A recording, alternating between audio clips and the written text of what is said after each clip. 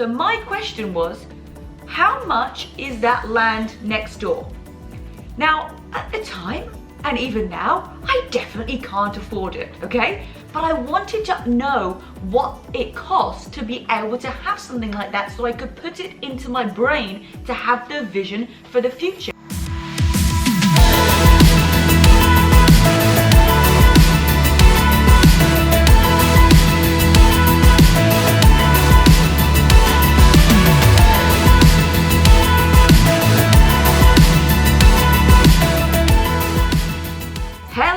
Everybody, and welcome back.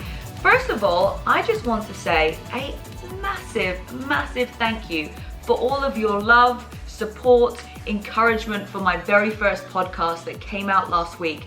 And you really did give me the strength and belief that this is going to be amazing for you and I and everybody else who comes in this community. So I'm really excited because today we're talking about setting goals and getting rejections. Okay, hands up if you've had a goal before, and hands up if you've got a rejection before. Oh yes, it happens to all of us.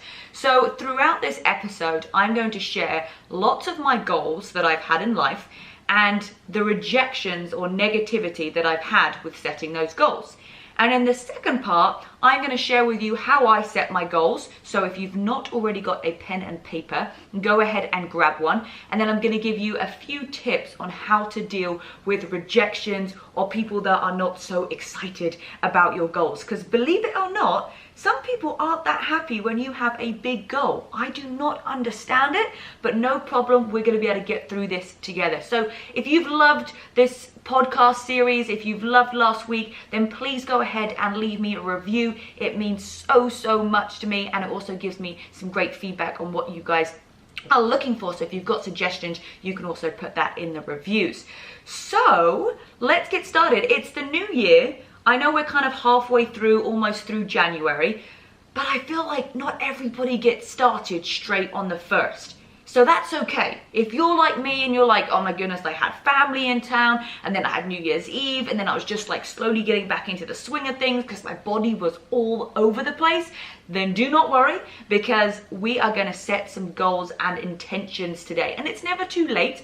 I do like the idea of a new year being a new slate. It's something about that fresh page, that new 365 days that you've got to plan. So there is something huge in setting those new year goals, and it doesn't matter if you have not set them, because I've got some great tips on how to set them. And if you've already set your goals, fantastic, you are ahead of me.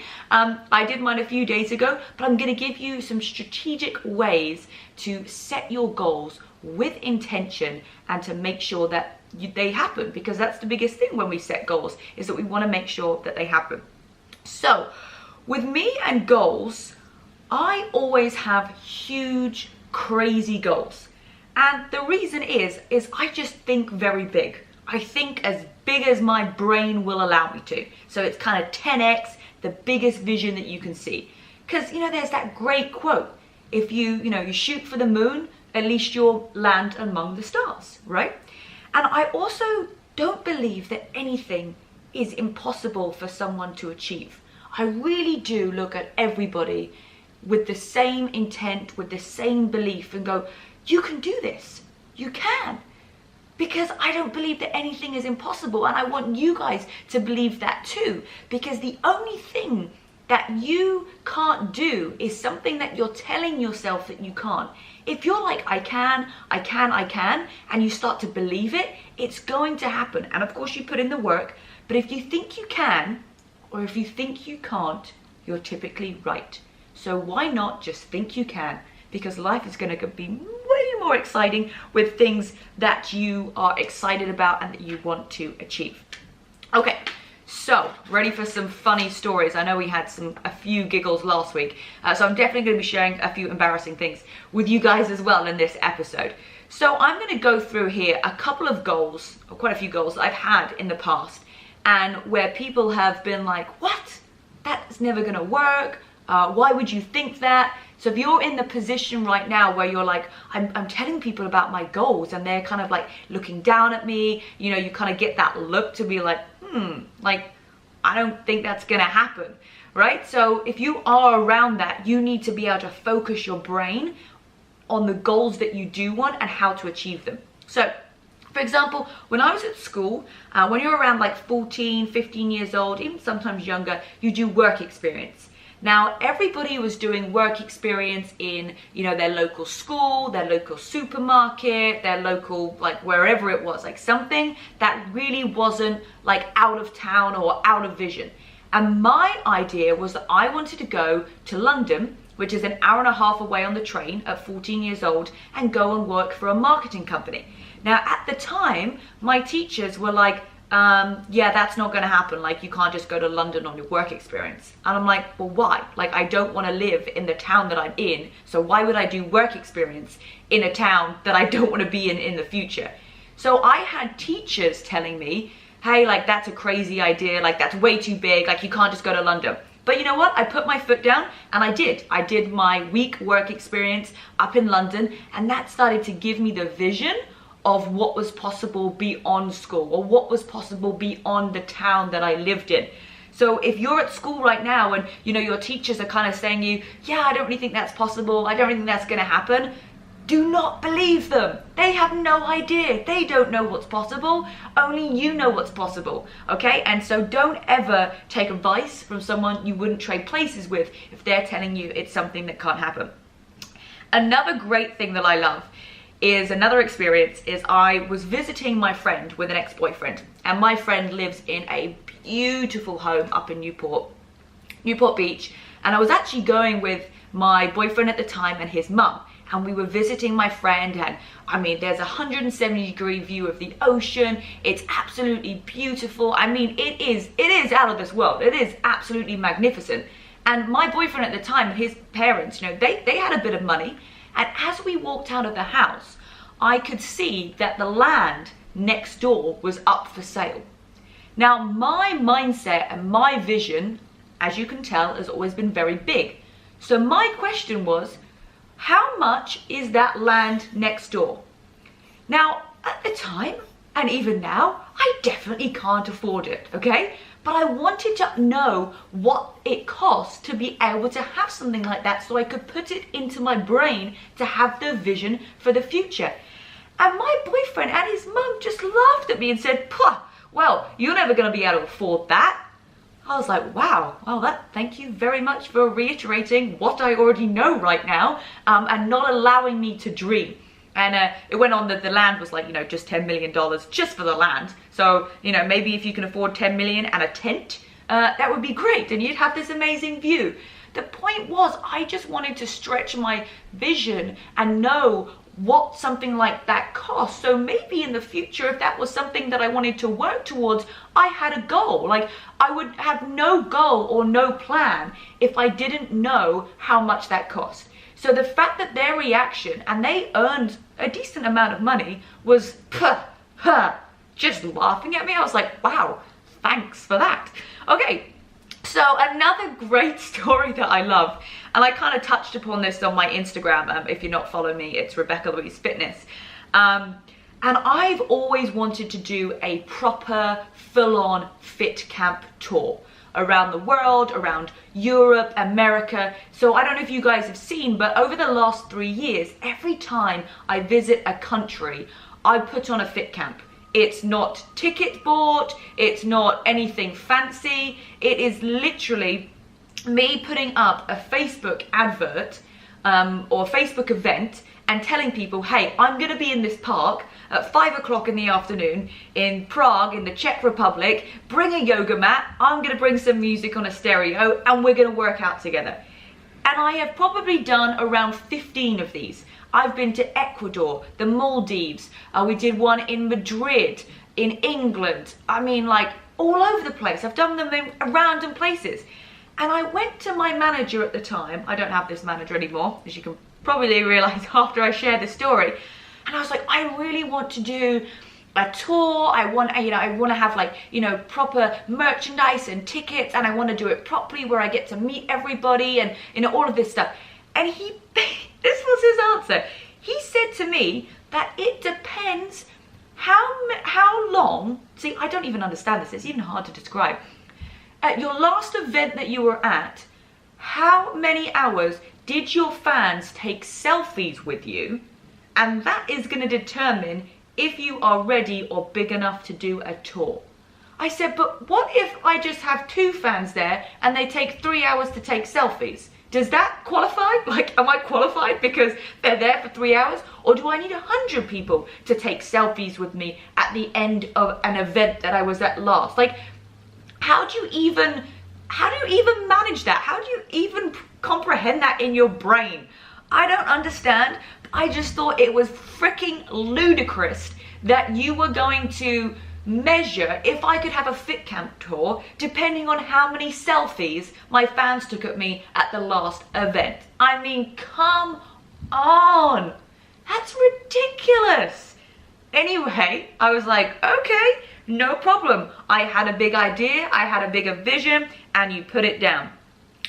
Right, next thing, I wanted to go to a very prestigious school. When I was 16 years old, I finished my GCSEs, and I wanted to go to this amazing school. And it was a private school, so you had to pay to go there. And a lot of my friends were like, well, you know, like, why would you want to go there? Like, it's really expensive to go to, you know, it's really hard to get into. All of this stuff. I mean, I wanted to go to this school because they had an amazing hockey team. They had a great art department. They had an incredible media department. And I wanted to go because I wanted to excel. And of course, I did decide to go because I didn't listen to my friends. Oh my goodness. Another great story. One of my ex-boyfriends again. I wanted to one day own $1 million home. And to be honest, in the place that I live, $1 million home is nothing. I mean, I'm in a condo that's $500,000 and it's 741 square feet. So even if I wanted a family home, I'm gonna have to spend $1 million. And he just said to me, ugh, well, why would you want $1 million home? I'm like, have you not seen the house prices around here? Like, that's legitimately what it costs to have a house. And there's been times where I've had such a big vision and I've gone, oh, I've got this job. You know, I went to South Korea and I thought this was going to be my big break. And I had these big goals and I had these big visions and it just didn't take place. So there's a few examples of visions and goals that I've had where immediately I've been shot down. And I've got a lot of examples of rejections. The amount of managers that I've had in the last 9-10 years. I had a few in England, agents. I've had people, I've probably gone through 20 to 30 different managers, MCNs who look after your YouTube channel. I've gone through so many people because one, they haven't been able to match the vision that I've wanted for myself. And second of all, they haven't, or they've dropped me. They haven't believed in me. I've had people go, you're just, we've worked with you for a couple of months and we just don't know where to put you. You just don't really fit into our market. I just don't really know where you go in the industry. So if you can get rejected by 20 to 30 different managers or agents or MCNs, fantastic. You are on the right way. Last year, I hired a brand manager who was so excited and gung-ho about my brand. And, I paid this person. And after the payment finished, she said she was gonna, give me to somebody else and it was all gonna go and I was gonna get part of this huge agency. Nothing, I mean nothing came out of it. I got this, who even knows if anything's gonna happen in the future. Fingers crossed that I hadn't spent all this money and it hasn't just got wasted. But I shared my huge vision with this person. This person fired me up. They said, yes, this is it. You've got what it takes. And then just disappeared. Who does that? So you're going to have people come along who are fired up about your vision and then reject you. And then say, yeah, I'm not actually that interested. I've had relationships where I've had such a high standard for the other person, they couldn't reach it. And then they've rejected me. Because they're like, your vision's too big. It's not really what I want in life. And I've been rejected for that. So you might be in a relationship with somebody right now where you want something more than the other person, like a lot more. And if they don't want it, and you really do, and you need to work together, it just might not be the relationship that you're supposed to be in. I've been outcasted from friends groups. I've been isolated. I've been discriminated. I have been left out of things because I'm doing something different, because maybe people don't understand.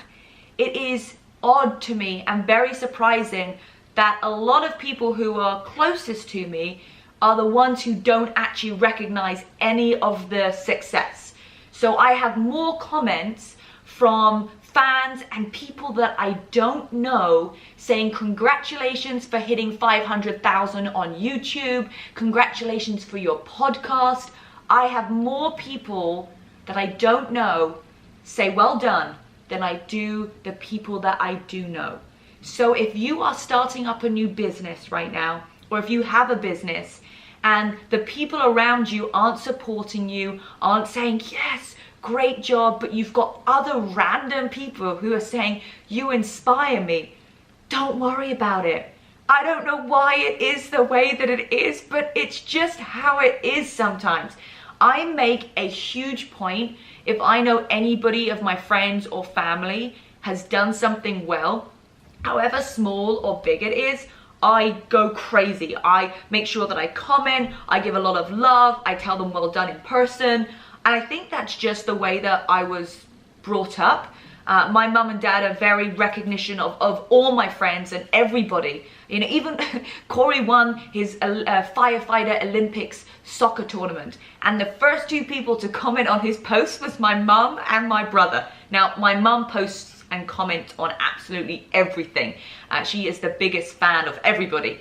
So I just feel like that was my inside. If someone's done something well, I don't feel like I need to like not say well done to them. But if you're getting that too, or maybe you're the type of person who's like, oh yes, I know like one of my family did something really good and my friends, and I haven't even congratulated them, send them a message today, reach out to them and say like what an awesome job that they're doing, because you should never want to bring someone down.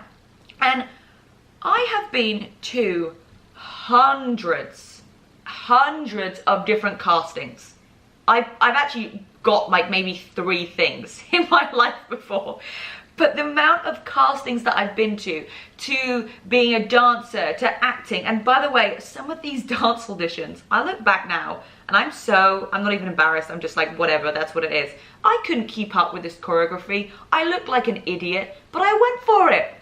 So if you're out there right now going, God, I really just want to go for it. I want to try this new sports team. You know, there's a local team started near me. Or, you know, I want to go for this audition, or I want to go for this job, but I don't know if I'm ready. I'm going to mess up in the interview. Just do it. Just do it, because you're going to get better. There's nothing bad that's going to come from doing something, for going for it. Nothing bad is going to come from that. That's what I want you guys to understand. So these times where I have had so many rejections, it's not easy, guys. It's not easy, and I definitely take it personally. But I want to share with you how we are going to set our goals for 2019, my goodness. First of all, we're going to go through, that's why I'm talking about 2018. So get your pen and paper out, and we are going to go through, first of all the things that you did well, great, fantastic in 2018, big or small. So take some time to write down your list of all of those things. It can be like, you know, I made sure that I was intentional with my time with my family. I was present with my children. I took time to celebrate people's birthdays, or I messaged people, or I achieved something huge. Like, I don't know, you read a full book. Whatever it is, like write down every single thing that you did in 2018, because you deserve to look back at your own recognition and be like, yeah, this is awesome. And what it's going to be is it's going to be your foundation, okay? Your foundation for 2019. So this is how we're going to set goals for this year. I want you to kind of draw out a chart, and you're going to have 5 different columns. That's it, 5 different columns. In the first column, you're going to write the goal. So whatever the goal is, maybe that you want to visit a new country, maybe it's you want to spend more time with your partner, whatever it is, you're going to write down the goal. In the second box, you're going to put down if it's a business goal, if it's a friendship goal, a relationship goal, family goal. This third column, you're going to write down why. Why is that your goal? Why do you want to visit a new country? Why do you want to spend more time with your spouse? Okay. The next column, the fourth column, you're going to put feel. How are you going to feel when you have accomplished that goal? It is so important to get connected to that feeling. So what I often do is once I've written down the goal, I've written down the why, I put on a song that kind of gets me fired up or, you know, excited or emotional. I close my eyes and I think about that goal. I think about what it's going to be like when I've achieved that. And I close my eyes and I vividly envision it. Like I have to see it. And then I'm emotionally connected to the goal, to the reason why, and to how I'm going to feel. The last column you're going to write down is the most important for taking action, because remember, we're all about taking action, is what is it that you need to do to get that goal? And you can separate up these columns, you know, you can color code them if you're like business, personal, friendship.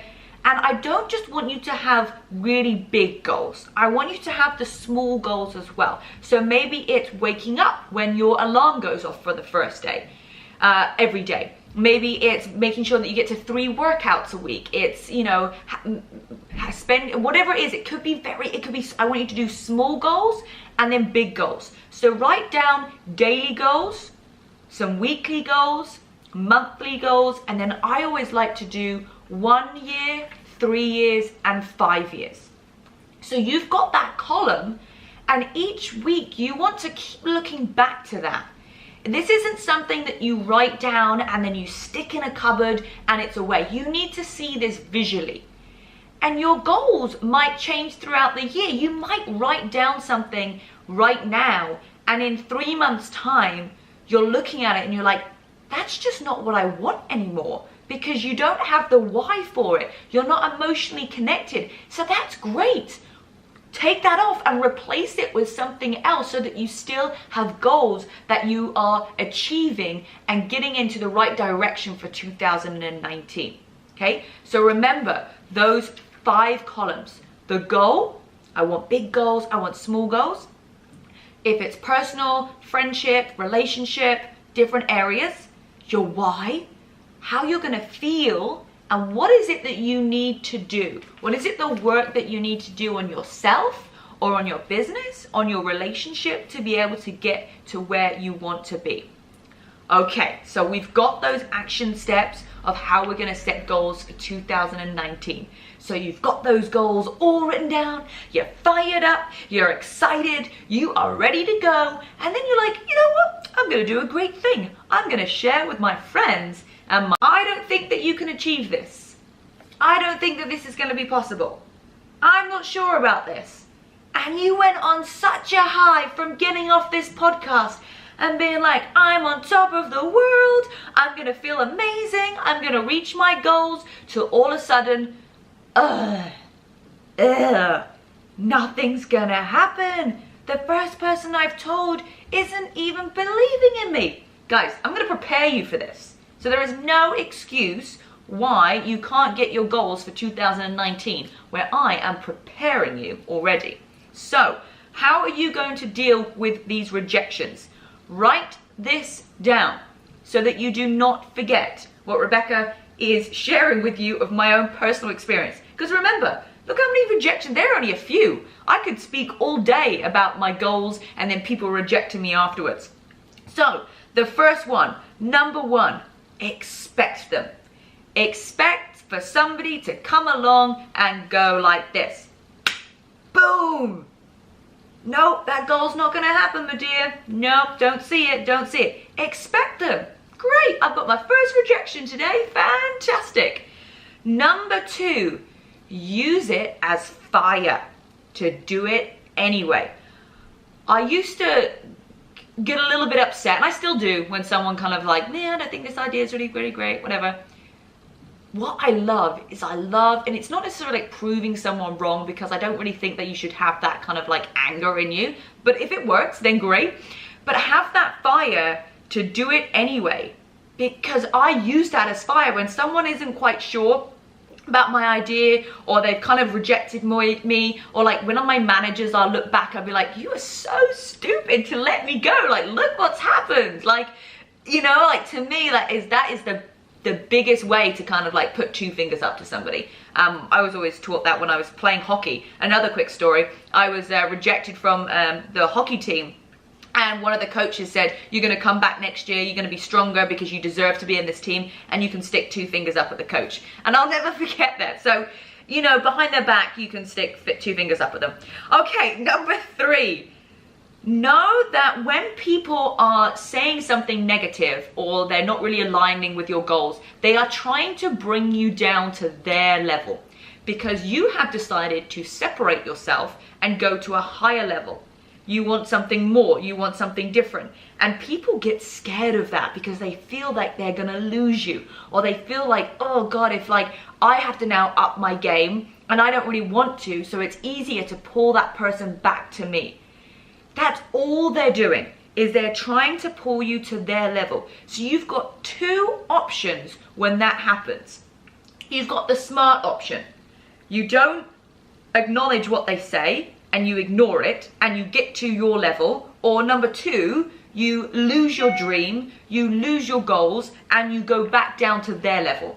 So what is it that you want? Do you want to be on their level where they don't have those big goals, or do you want to be on the level that you just set yourself?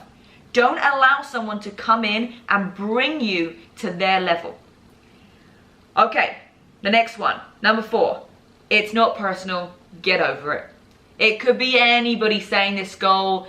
They're just saying it because they are not ready to set their own goals. They don't have the big vision that you have. That's okay. They're not there yet. That's fine. It's not personal. Just get over it. And the last thing, which I think is so important about life and making sure that you guys get out of this wonderful world exactly what you want, and you live each day to the fullest, and you're intentional, is that, are you more scared of rejections, or are you more scared of not having the life you desire? When you are on your deathbed and you're looking back over your life, are you going to be like, God, I'm so glad that I listened to that person who rejected my goal and said that I couldn't do it? Or are you going to be like, oh my goodness, I can't believe I listened to that idiot, and now I didn't live the life that I wanted for me because I chose to listen to somebody else who just didn't get my goal? Because that's it. They just don't get it yet. And you get to be the inspiration. You get to be the example of what's possible for other people.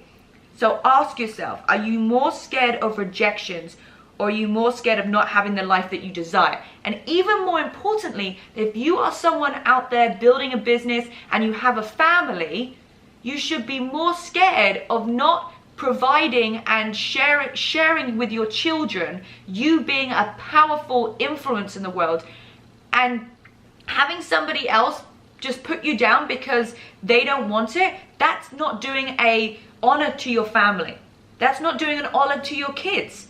So my parents are way more important to me, for me to keep being successful, because I want to give them the lifestyle that they deserve, and that I want to share with them. I want to share the world with them. I want them to be able to see lots more countries because they deserve it.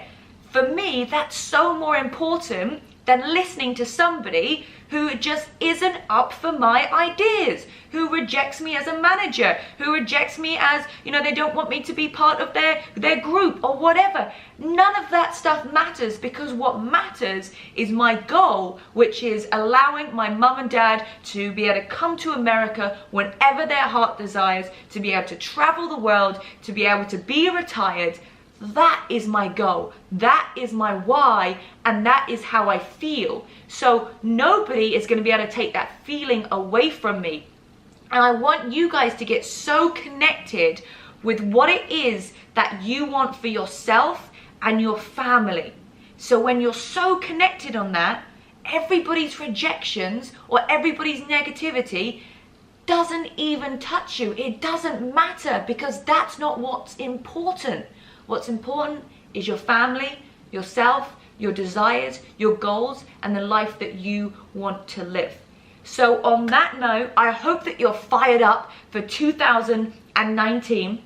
I want you to share with me your goals. So go ahead and comment on the last post I did about my podcast, about this podcast today. So go and comment and tell me what your goals are, why they are. You know, if you've got big goals, small goals, like I want to know what your goals are so that I can best serve you going into 2019. And when I know more about what you are looking for and the goals that you have, I know that I'm going to be able to provide you even more content that is going to help you carry out those goals and stick to them for 2019. Well, I hope you had some fun with me today. I hope you had some laughs sharing with me some of my big vision goals, where lots of people looked down on me, gave me negativity, and thought that it wasn't possible. But look, I decided to ignore all those people and carry on anyway. Thank you so much for joining me on today's podcast. As always, I really appreciate your love and support. It means so much to me. So if you heard this podcast and you think that somebody else could benefit from it, please share it with them. Let's get the word out about the It Takes Grit podcast. Thanks for joining me and have a great rest of your week. Bye guys, see you next week.